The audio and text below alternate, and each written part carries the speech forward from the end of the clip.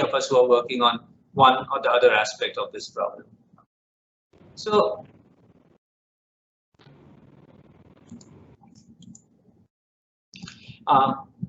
my research program generally would involve, being inspired by our experience with interesting but non-intuitive phenomena with everyday materials. And broadly, I'm interested in this problem of dissipation or friction-induced self-organization. In general, I'm also interested in a variety of geometrical problems, and I've been playing around with these geometrical problems for about 3 to 4 years now. And what you see here is an example where I'm trying to mold prescribed 3D shapes from flat sheets without cutting and gluing, and all this in an algorithmic manner. So this is a talk that I gave in Kolkata somewhere in February. And so this was me during mid-February, enjoying my research, quite oblivious to the practical implementations of my research, and happy with what I was doing. I come back from Kolkata, and I'm invited again to go back to Kolkata at the end of the month. And while I was planning for it, the COVID strikes, and 24th March 2020, a lockdown has been declared. So my first reaction was to take all my books that I had in my office and go home. Though I'd seen the numbers of COVID, I don't think I could quite fathom the seriousness of the problem. I told myself that I was going home, read a lot, and I had finished teaching an online course. I learned that the word Zoom was more associated with the software than the camera. I thought that Zoom was only for the camera and optics. But anyway, I learned that there was something to do with the software. But life hadn't changed much, except that I had to make sure that the rations were there and things like that. I was getting vegetables, staying at home, trying to read, doing this few online classes that I had to give. April 3rd, something interesting happens. Now I'm asked that whether I would be willing, and this is, as researchers, we are rarely asked things. We do what we feel like doing. But this time we are asked that I would be willing to join a team of researchers who were then looking into the efficacy of a particular decontamination process for masks and personal protective equipment. So what happened was that there was a team that the TIFR administration had put in, and we were asked to look at various aspects of COVID, and a part of the team was looking into this decontamination of masks. And I must say that I'd never worn a mask before, and I'd known nothing about them. So on April 3rd, I suggested, because I had to write up something, before you start something, it's essential that you write up something. So I wrote down some strategies of how we could go up and measure the decontamination efficiencies on masks. And looking back at it today, sometimes you shouldn't look back at things that you have written earlier. It makes you feel stupid. But whatever I had written there was absolutely gibberish nonsense. So in short, 2 months ago, I knew nothing about masks, and I was still asked to do something. And to top it all, I couldn't buy any additional equipment. We were in lockdown state, so nothing could be bought. So whatever we had in our labs, we had to gather them and start working. So April 8th, by this time that I had come to the conclusion that decontamination was not a good thing for us to do, because there were too many groups in the world who were trying various decontamination processes. It was evident to me that we had little to add to it. People of various expertise had gathered across the globe. They were doing experiments. They were doing remarkable experiments, making field trials, coming up with various standard operating procedures to decontaminate masks. And these people had access to a large manpower, and they also had the best of the mask testing equipment. The situation was starkly different here.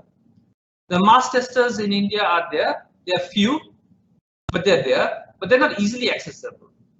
And the commercial ones that you have will cost you a fortune. Okay. Moreover, there were many Indian companies now who were trying to make their masks. They were usually making something else, but now they were trying to make the mask, and they had no access to these testers. Well, they could go to Citra and get it tested, but it's a final stage. You would want to do your testing of your materials that you have made on a day-to-day basis. Now, to top it, your hospitals would be procuring a lot of masks. Okay, a large number of masks would be procured by hospitals, and they would need to know that whether one mask was better than the other mask. Okay? And there was no way of doing it. Okay, so there was no way of in-house checking the performance of the mask. And masks by that time were coming in all kinds of manners. Some were good, some were bad, some were very good, some were very, very bad. And these hospitals would also need to decontaminate the mask because they were running out of N95 masks, and hence an in-house way of checking out whether the decontamination did influence the efficiency or not was essential. So this is what we came up with. Thought that it would be good to build up a mass testing device for these people. And so we built up a team. So the main characters of this play are, myself and my colleague Arnab. So I should tell you that Arnab is a semiconductor person with a great passion for science popularization, but unfortunately, he is absolutely as ignorant as me. He was actually as ignorant as me as masks were. So even he had no clue about masks. And then there were the other actors with Ambrose, Satyanu, Harsh, Soman joins later.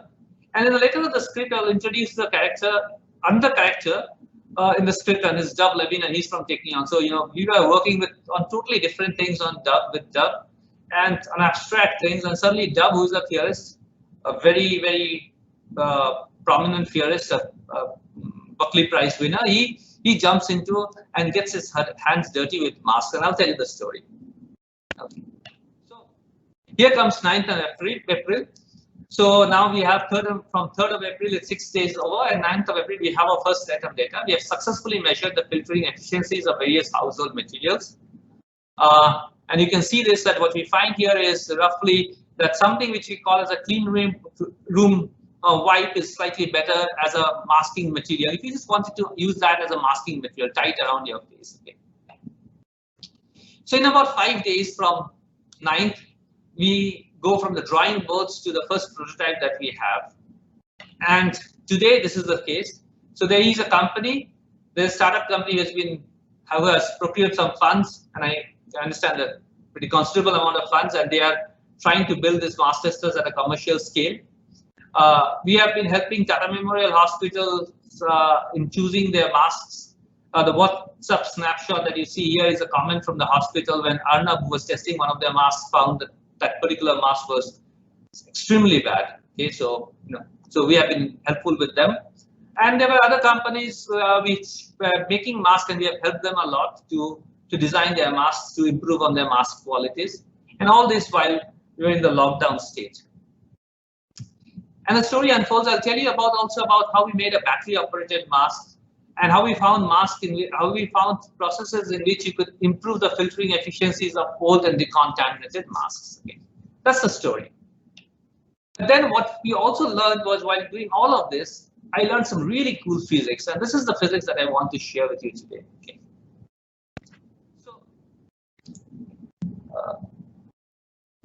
So face masks. Okay. So this is a simple system. You'd expect the system to be simple, and unfortunately, the system is simple, but the physics is extremely complex. So let's start with this criteria. What is a good mask? Well, you'd say that a good mask would prevent us from ingesting toxic particles. That's okay. But the good mask should also be able to breathe through it. I mean, there's no point in having a steel metal frame fixed to your face, because you won't be able to breathe. Okay, so if you don't breathe in toxic particles too. So essentially, you have a mask which wants to allow the air to pass through it, but will not allow the toxic particles to go through them. So when you think of mask, one usually thinks of sieving, and these are mechanical filters. In mechanical filters, you have pores whose size is smaller than the size of the particle that you want to filter. Okay, great. And we have all seen this cartoon.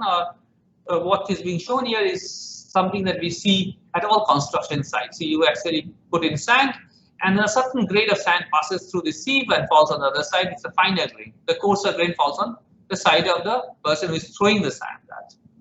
Though this picture kind of drives home the point, it misses on some very important subtleties, and I'll come across these subtleties. The first thing is that particles don't have one length scale; they have multiple length scales. So, for example, if I were to now,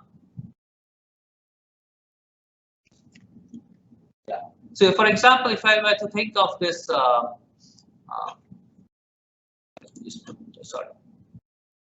let me get the pointer out.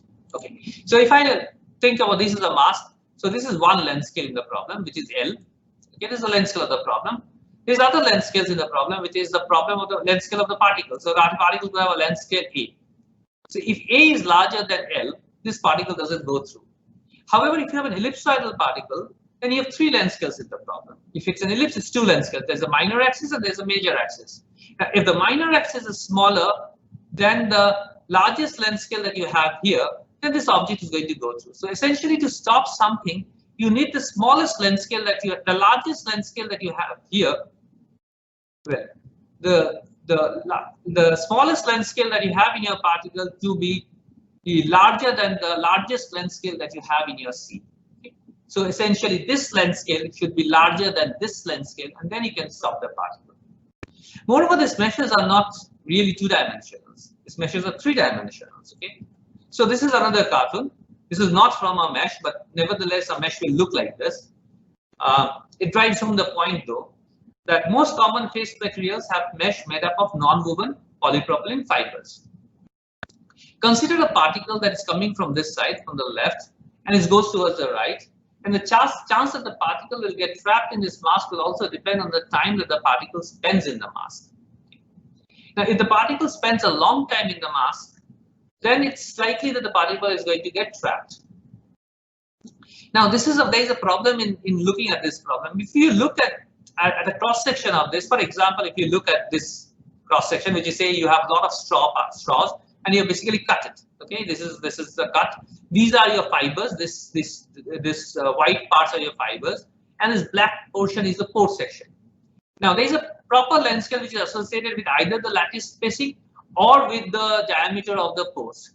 However, if you were to look at the pores, then there is no one unique length scale that is associated with the pores.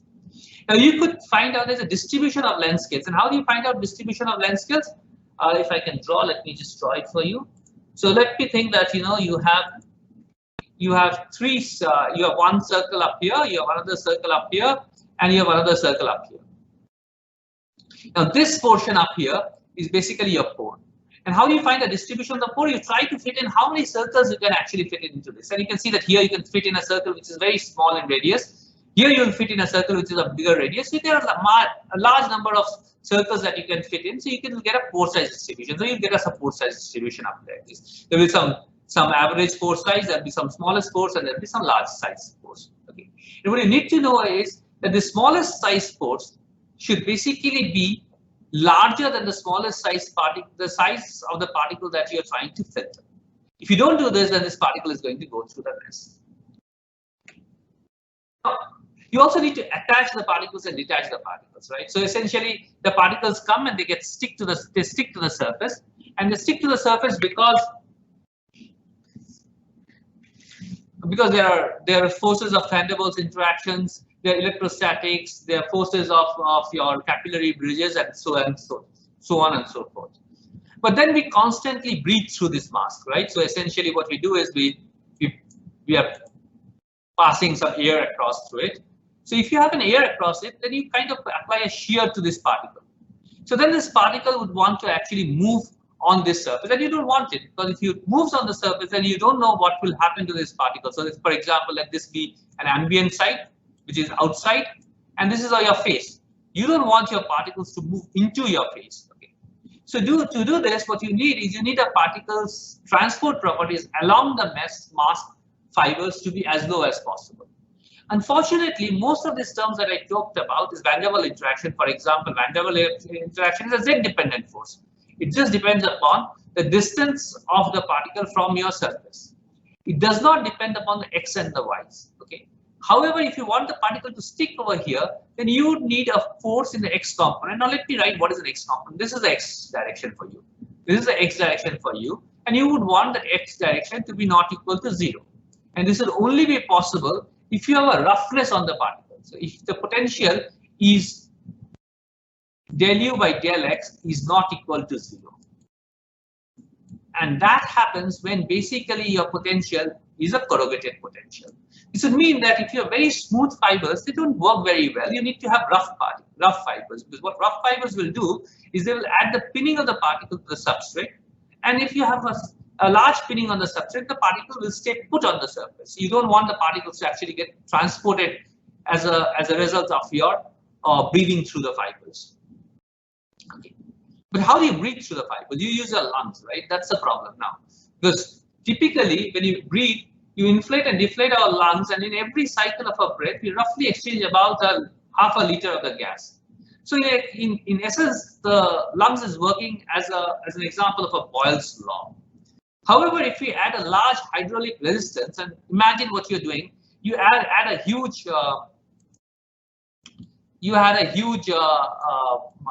impedance by putting in a very fine mask up here.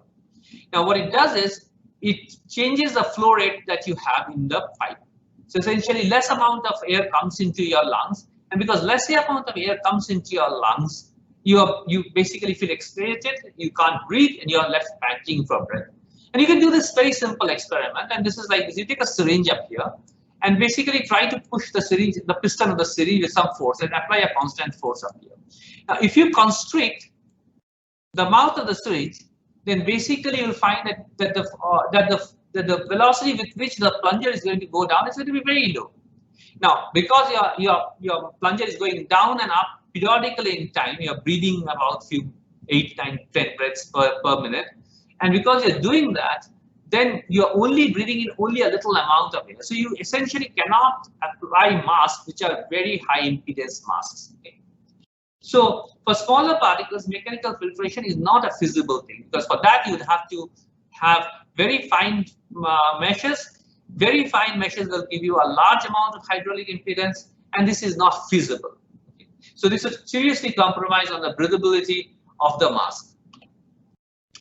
So what stops the particles from the mask? Okay. So one of the things that you have is you want to intercept these particles.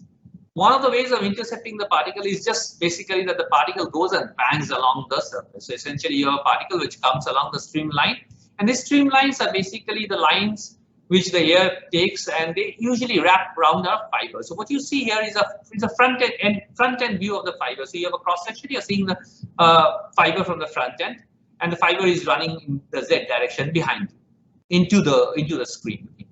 So if you have a particle which is closer to the surface, it gets closer to the surface, it will bang against the surface, and every probability that the particle will get stuck to the surface. This is the other thing, which is because these particles are not really air gas molecules, they have inertia, they tend to actually deviate from their path. So essentially, whenever you have a turn, the particle will tend to continue on its straight line and essentially can cause a banging to the particle. So it's like the car misses the turn and actually goes and bangs. You can have your particle which misses the turn and basically goes and bangs against the fiber. This is the fiber that you have. And this banging against the fiber would cause attraction of the, would cause the attachment of the particle to the fiber. Okay?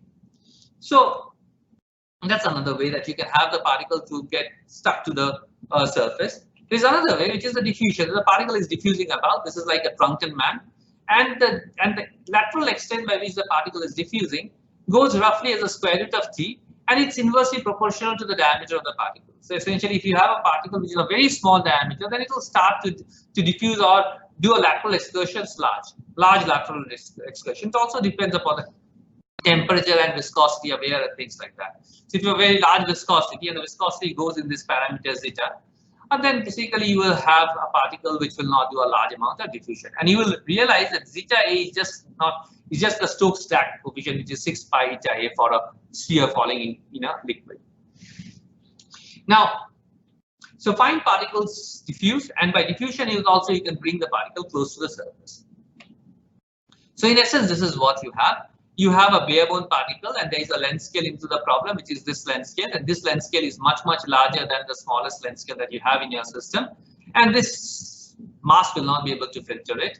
But because the particle has some inertia and because the particle can diffuse, you effectively have a larger length scale in the problem, and hence the particle will go and actually bang against the surface. And because if it bangs against the surface, it will basically get stuck to the surface. That's the idea of filtration that you have.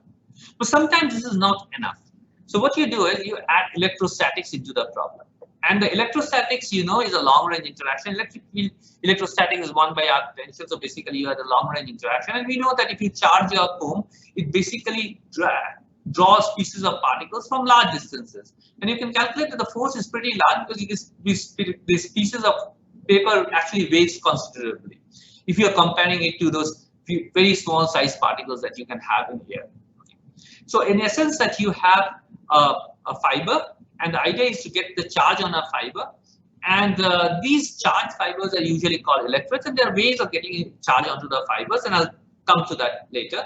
And these fibers are charged. You assume that there is another charge which is floating around, and this charge is sitting on some particle that you want to filter. So there is long range interaction between this negatively charged particle that you want to filter and this strand of the fiber that is in the mask, and this particle that because of this charge gets attracted towards your filter material. If the charge is the same, then basically it will get repelled out. So essentially that's the idea of increasing the size, effective size of the particle still much more, because now if the particle sees the filtrate or the walls of the filter from very large distances. Unfortunately, in this COVID-related problems, what you are dealing with is basically you're dealing with mainly with cough. And as the cough comes out, and these are droplets, the droplet, you have pathogens which are added with the droplets. Okay, the pathogens could be viral particles and they could be charged, but the liquid that is surrounding it that comes from our saliva, it has lots of ions in it.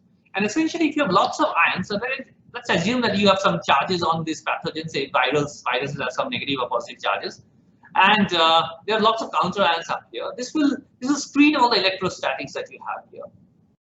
So essentially, what you're left is almost a neutral particle. So if you have a neutral particle and if you have an electric field and if you have an homogeneous electric field, you know that the effective force on such an object is actually zero. But it's a fiber, so essentially neither the charge is inhomogeneous, neither is the electric field inhomogeneous. And because the electric field is inhomogeneous, if you now expand the electric field, you will get the monopole component, which will give you the electrostatic interaction, the Coulomb kind of an electrostatic interaction. But you could also get forces from the gradients of electric field.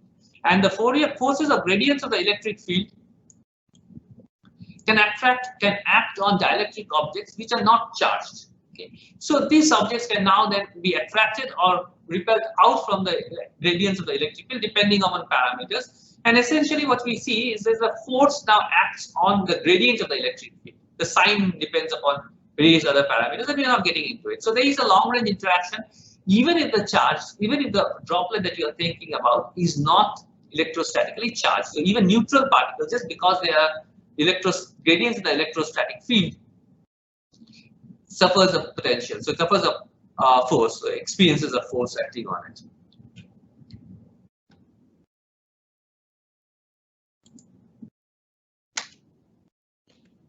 Okay.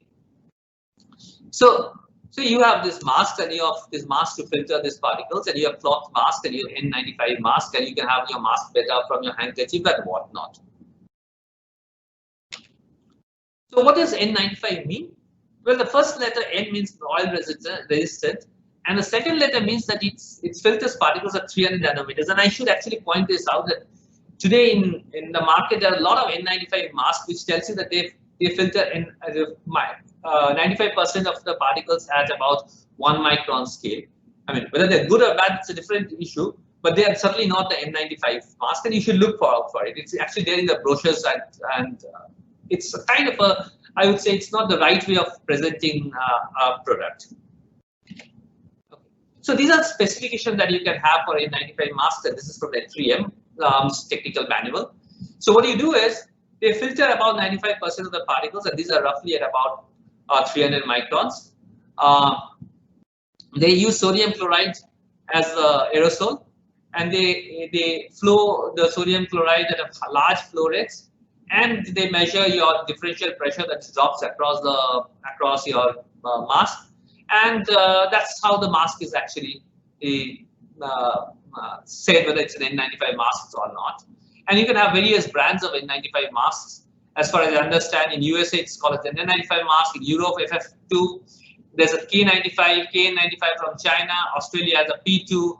Korea has a Korea first class Camel, and Japan has a GS. So there are various masks of it. But essentially, if you want to get really an N95 mask, you should look for 95% of its efficiency at 0.3 microns and not at 3 microns. Okay. Anyway.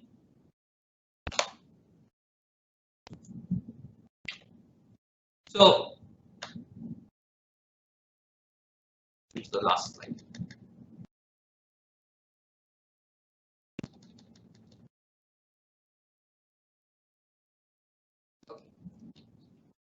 So that was it. So the construction of the N95 mask is basically you have two normal mask materials, the holder. These are mechanical mechanical filters. There's one mechanical filter, there's one mechanical filter here, and inside it is a sandwich layer of a electrostatically charged fibers, and these are mostly polypropylene fibers. So you stitch them together, and the important thing is that you get a very nice seal on your face. That's how you get an N95 mask, and this typically protects you from the 0.3, about the 0.3 micron scale. So 300 nanometer particles are very effectively filtered by this system, and obviously larger particles are also effectively filtered by this mask.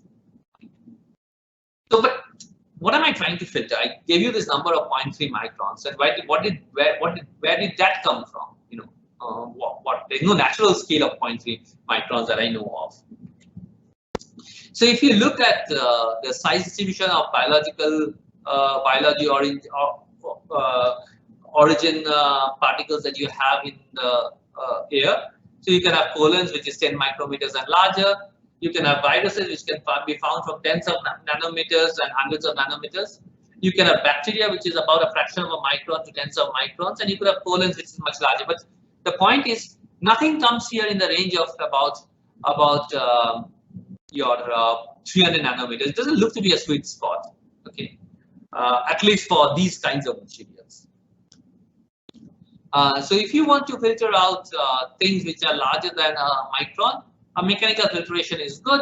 But if you want to filter something which is smaller than a micron, then a mechanical filtration has to be augmented by an electrical filtration.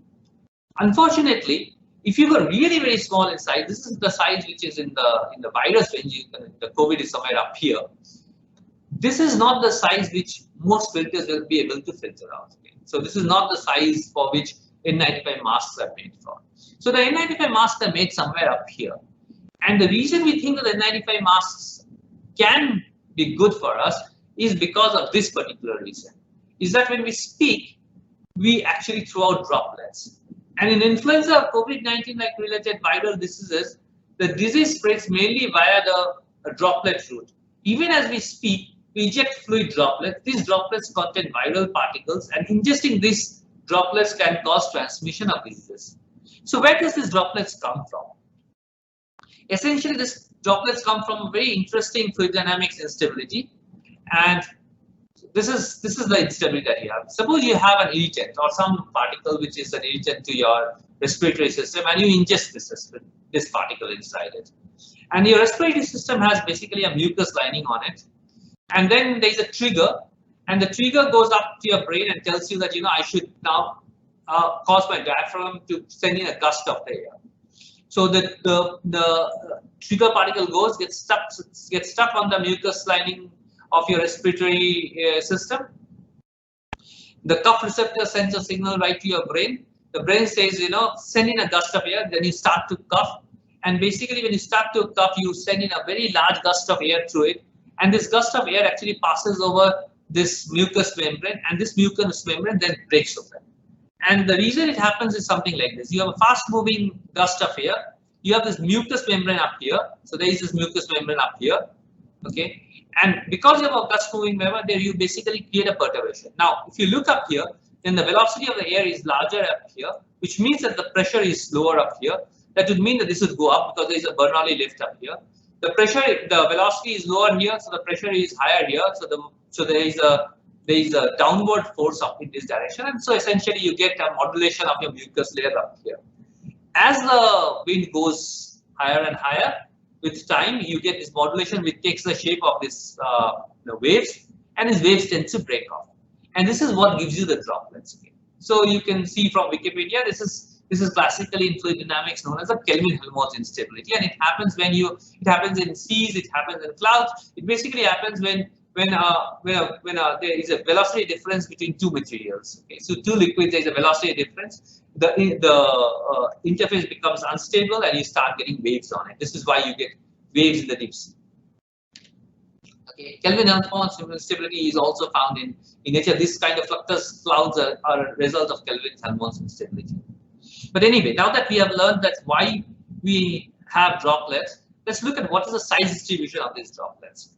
And this is where things start to become really nasty. Because even today, I don't think there is one nice piece of experiment which tells me what is the droplet size distribution. You can look up in literature and you'll find various people coming up with various distributions. Nevertheless, I took one of these examples which I thought was okay. And I know there are counter results to this also. And this result tells you that you have a lot of small size droplets, and I can kind of sense it. If I speak, if big droplets come out, there would be also these very fine particles, and then there would be very large droplets up here. When we cuff these large droplets, population of these large droplets would increase. And typically, what one believes is that these large droplets are essentially the ones which are held responsible for the transmission of diseases from one person to another person. However, there are risks associated with the smaller droplets, and these are called aerosols, and these risks are not well understood. To be on the safer side, it might be desirable that we filter the smaller droplets too, and these smaller droplets, as measured, come in the scale of about 300 to 700, 800 nanometers, and slightly more than that. So this is the scale at which your N95 masks sit in. So our desire to filter smaller droplets have contributed to the surge in the demand of N95 masks. So this is why probably I believe that why is a sudden surge of N95 masks is because of the what did I say? It's our desire to basically filter out the smaller particles. Now, if you're a doctor or if you're a health caregiver, then you are in constant touch with this patient, and you are in the proximity where there would be lots of these fine particles hovering about at that place. And I would say that N95 would be very important for a health worker or a doctor. However, I don't really understand that the craze that a layperson also has for N95 masks. But anyway, that's probably not the topic of today's discussion. Unfortunately, the story does not end here, and this is because we have so little about the data. Okay, so if you're going to choose a mask, you certainly want to know the lens kits. You want to filter out these droplets. Okay, but how universal are these droplet distribution? There are few data, and this data comes from the West, but surely you can't have a universal distribution. I don't see why we should have a universal distribution. People of different ethnicity have different views, and hence they would have different droplet distributions. Moreover, oral health should also matter. People who have teeth and people who don't have teeth, and we all know that people who don't have teeth tend to spit more. And now, does the droplet distribution depend on the language that one person is speaking? And some languages have certain sound like pa. So when you use that sound, you basically throw a lot of droplet. There's a gust of air that comes in, comes out. So is there a correlation between the droplet distribution that you have and the language that you speak, the ethnicity that you have? I think and in India there is a lot of people who chew tobacco, they salivate a lot. Is this an important parameter? Would this change the scale of your droplet distribution? I think these are important points that one needs to understand, and an experiment needs to be done there. As of now, I don't know of any experiment which has been done in these lines. However, N95 masks do come with their own set of problems. For a mechanical filter, trapping particles reduces the pore size. The reduction of the pore size may even increase the filtration efficiencies. This gain obviously is offset by the loss of breathability in the mechanical filters. You can understand this. Our mechanical filters have pores, and then as I use it and you use it for over a day, the fine particles goes and sticks onto the surfaces, and if as India opens up, the pollution levels will be larger, and all the fine particles will sit on your mask, and obviously it will become a good mask in the sense that it won't let things go in, but you will also find it difficult to breathe through it. Okay? The same is not true for electrostatic filters. Suppose you use an N95 mask outside, what will happen is you will get this fine dust particles which will come into your N95 masks and will sit on the fibers. And as they sit on the fibers and they get absorbed on the fibers, they will cause the screening of the electric field. This will reduce the efficiency of the filter, because if you don't see the electric field, then the whole point of putting electrodes goes away. To regain its efficiency, it would be necessary that you knock off the particles from the fibers. How do you knock them off? How do you clean your surfaces? You basically wash them. Unfortunately, and we all know that cleaning our hands with alcohol is a good way of getting rid of your viral particles. But dipping the mask in an alcohol is not such a great idea, because this would discharge the mask, and for some reason I don't really understand, alcohol discharges masks. A discharge mask has a lower filtering efficiency, and so there's no point using an N95 because now your N95 mask is not an N95 mask, no charge on it. Okay. We also know that when we wear a mask, it feels extremely humid. Humidity is detrimental to the electrostatic effects. As designed, the N95 mask is a single-use product. In addition, they're not supposed to be worn in a very long stretch of time. So N95 mask comes with its own set of problems. To test this N95 masks, what you do is you have these commercial testers, and I'll tell you how we built these commercial testers and how we found a way of basically building or finding ways how to recharge this N95 mask after you have dipped it in alcohol and got rid of its charges. So that's useful. Now let's get to this commercial mask testers. This commercial mask testers will cost you a bomb, a real bomb. You know, it costs you more than the most expensive cars that you can think of.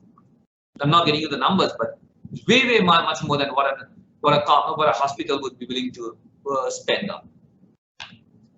So how do they do? So essentially what happens is in any commercial mask, you will have an air which is being drawn through the mask, and you will count the particles that is upstream, and you will count the particles that is downstream. So in this particular figure, you will count the particle that is in air media, and you will count the particle which is actually gone inside the filter. So essentially the drop from the drop of the number of the particles that is inside the mask, you kind of take the two ratios and find the filtering efficiency. Okay. And the way you do it is you have to count the particles. And the way you count the particles, you take a laser, you shine the laser, and you hope, and the scattering is basically studied by using a photodetector, which is basically kept at an angle, and the pulse that the photodetector has tells you about the amplitude of the pulse that the photodetector gives, tells you the size of the particles and things like that. But if you look at this thing carefully, this whole thing depends upon that it's single scattering event. So if you have lots of particles coming in, it doesn't work very well, this particular process. And you also see that this is kind of anisotropic. I'll come to this point later. And this anisotropy in scattering, it's mainly scatters in the forward direction and very little in the backward direction, depends upon the size of the particle. Okay. So in our experiments, what we did is in commercial experiments, you basically have a very controlled way of generating aerosols. In our experiments, we just relied on the ambient air particles that you have. So there is ambient air particles that you had, and if the ambient air particles fell below a particular number because the air continuously became cleaner and cleaner because there were hardly any people inside the TIFR and basically all your ACs were running. So essentially the ventilation took away all the particles from the air. We then actually substituted it with a nebulizer which created aerosol particles from sodium chloride solutions. Now, this scattering is not like the normal scattering that you have. The normal scattering, which gives you the color of the sky, comes from the Rayleigh scattering, where the scattering particles, which are gas particles, are much smaller than the size of the wavelength of the light that you're using. This on the other side is known as the Mie scattering, and the size of the particle is of the order of the lambda that you have, which is the lambda is of the 500 nanometers. And this is just a simulation of my Mie scattering. This is for 0.1 micron, this is 100 nanometers, 1 micron, and 10 microns. The radial scale is a polar plot, and the radius is plotted on a log scale. So you essentially see that the 110 micrometer is very different than 0.1 micrometer. 0.1 micrometer is much lower in scattering intensity, and basically it's more or less asymmetrically symmetrical. So it's a symmetrical thing. Okay, and the symmetry breaks as you go to larger and larger particles. So this is what the particle counters analyze to find out what kind of particles you have, what is the size distribution of the particles. Okay. So here is what we did to do our experiments. I will now discuss our method to measure the filtering efficiency. Our method was to use a particle counter which is easily available and which costs you about thousands of rupees, and not like tens and 20 and 30 lakhs of rupees that you have for commercial sensors. In our initial design, we pumped air through the filter. So this is the filter that you have. We used a handheld clean room counter to measure the number of particles in the downstream and upstream, both in presence and absence of the filter, and we took the ratio of it, and that gives you the filter. That gives you the efficiency of the mask. And usually, all of these particle counters gives you data at various channels. So you take the 0.3 micrometer channel to tell what is the efficiency of the device. So whenever we talk about the efficiency, we talk about in the 0.3 micrometer channel. And this is the 0.3 micrometer channel data that you can see on your screen. So this is 0.3, 0.51, 2.55, and 10. So a clean room particle counter is not actually that cheap. It's not thousands of rupees. So essentially, we went for this Plantower 7003 chip, which is usually used in the in your air quality monitors. This chip actually costs you something like 700 to 2,000 rupees, depending on where you buy it. And you can have various companies which make this chip. And it's basically a particle counter. So this is basically a particle counter. The problem with this is it's not a very efficient particle counter at 0.3 micrometers, but we are not interested in absolute numbers. We are interested in ratios, and we have cross-checked that filtering efficiencies that we measure from this Plantower chip is as good as what we measure from the handheld particle counter that we had from the clean room. So that's the basic design of our setup. You have basically a mask holder, which is basically a ball. Your pump, which drags in air through the mask. So you put your mask up here. There is a pressure sensor up here, which is a differential pressure sensor. So you basically measure the flow, the pressure difference across a mask. Your flow meter, which controls the flow rate that's going through the mask. And then in the circuit, you have this Plantower chip, which basically measures the particle sizes that you have. So you make the measurements once with the mask and once without the mask. So this big ball is an approximation of a spherical cow, and people who know there's a joke about the spherical cow, saying that the physicists love to assume everything is sphere, the cow is sphere, there's no gravity in the system, and the cow is in vacuum. Okay, so that's a joke, but essentially, if your face was to be of a spherical nature, it would have been better, because at least for a mask, because you could have fitted a mask very nicely onto the surface of a ball. However, your face is a combination of a lace chip, some newspapers and spheres. So it's negatively Gaussian curvature, some zero Gaussian curvature, and positively Gaussian curvatures. So there are lots of curvatures on your face, so a mask doesn't sit on well. And so you basically need some kinds of gaskets for your mask to sit in very well on your face. And I will show you the importance of these gaskets later. So what we did was, no doubt that our mask did not sit very well onto your holder, so we taped it. And the taping was very important, because if you don't tape it, then you essentially have leaks, and if there's leaks, then you don't measure the efficiency correctly. This is basically the Plantower chip, through which we count the particles, and that gives you the filtering efficiency in your device. And so you put on the mask, you measure your ambient condition. There is hardly any.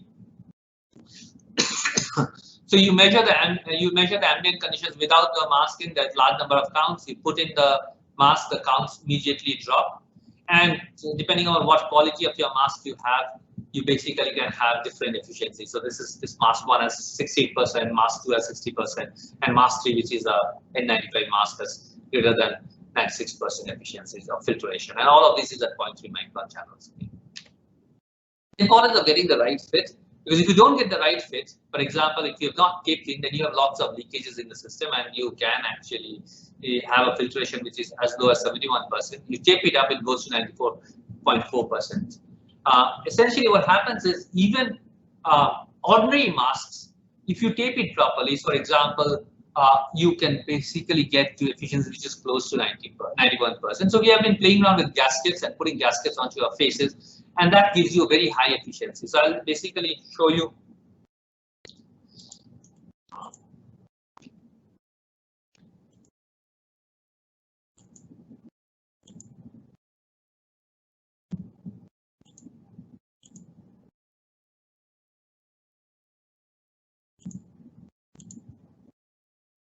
So that's kind of a gasket that you can have. You can see Satyani wearing basically a handkerchief. He then puts in a gasket which is of this kind. He ties it back, and that's a very efficient gasket that you can have. Okay, so this gives you a very large efficiency, even if you were to use normal handkerchiefs like materials. Okay. So it stops you from having these leaks that you can actually have in your face. 18th April. Dove suggests that whether I could now, because there was a point of discharging and whether I could actually use batteries to recharge the masks. Okay. So it was Dove's idea that you take the battery and then charge it, and you say that why should it get charged? And it should get charged because electric fields are known to charge electrodes, and the way it works is because normally if you have an electric material, it's formed of lots of dipoles, and these dipoles are kind of arranged in all random directions. If you heat the system, then you can melt it, the viscosity goes down, and then if you apply an electric field, then you can actually align the dipoles. Our idea was to do that. We knew that the conductivity of polypropylene is field dependent, so we said if you apply a large field, then essentially you can inject the charge carriers. You switch off the field, the mobility of the charge carriers drop, the conductivity drops, so the charge carriers remain trapped in the mask.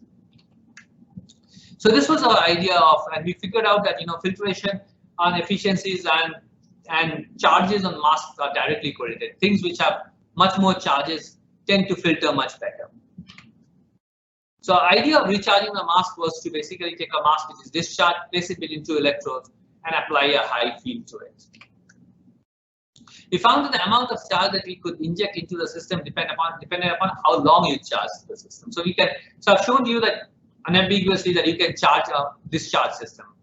Okay, but does it improve the filtration efficiency? Of course, that's the important thing. I can charge it, but does the filtration efficiency improve?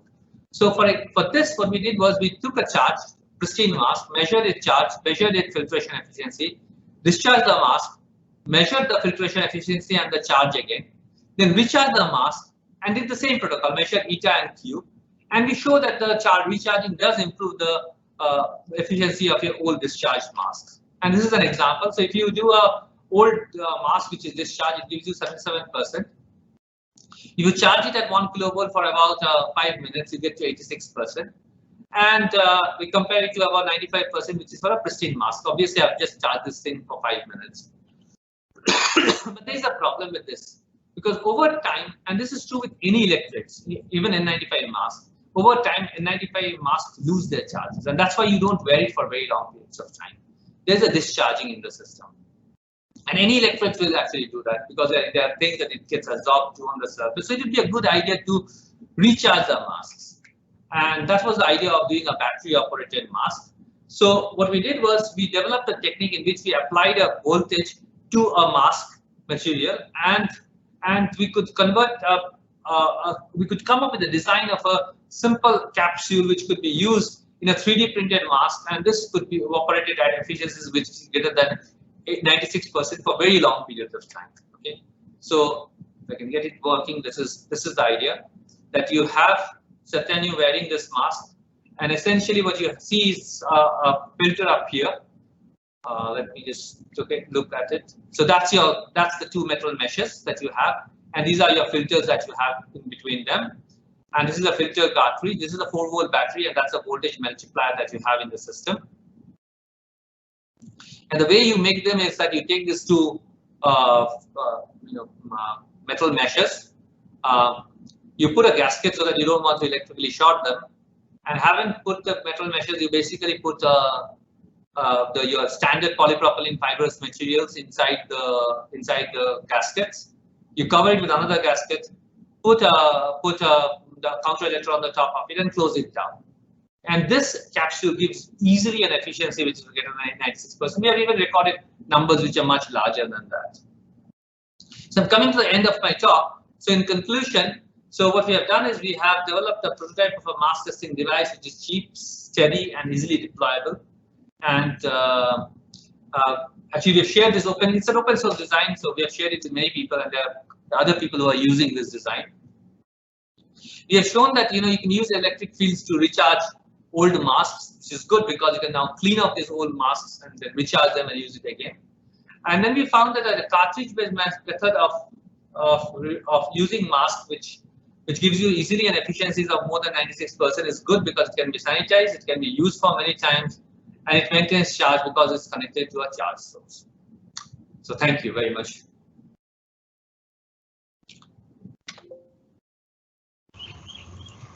So over to you then. Yeah. Thank you very much, Shankar. We have some couple of questions. So the first question is, it's a monsoon now, and the masks would get wet. So what would happen if they get wet? Would they get discharged and the efficiency would reduce? So if you are using an electrode-based mask and if you get it wet, well, you might well throw away the mask because it's not very useful to you. Okay. So the next question